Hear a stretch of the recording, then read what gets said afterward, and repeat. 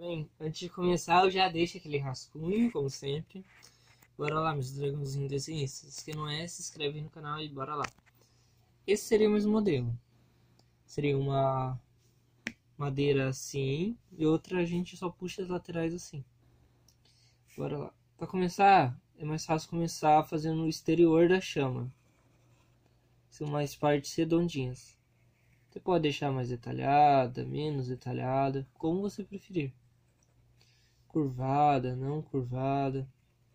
A gente vai puxando assim. Como se tivesse um efeito de uma chama dentro da outra. Pode deixar a chama menor, mais grande.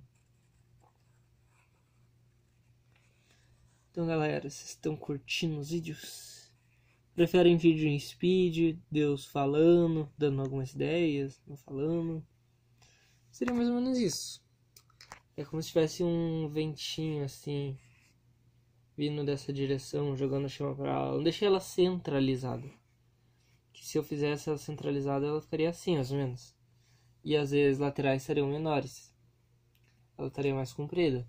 Mas essa impressão, ela não fica tão orgânica quanto uma que aí daria pra gente fazer os ventinhos vindo, soprando ela. Então galera, vocês curtiram o vídeo, estão gostando, querem se inscrever, dar aquela forcinha pro canal? Então bora lá galera.